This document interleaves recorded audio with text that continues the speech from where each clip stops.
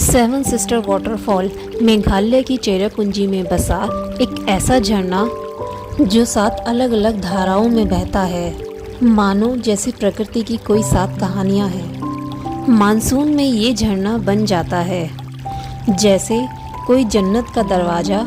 हरे भरे जंगलों के बीच बहती ये सुंदरता बस देखने लायक होती है।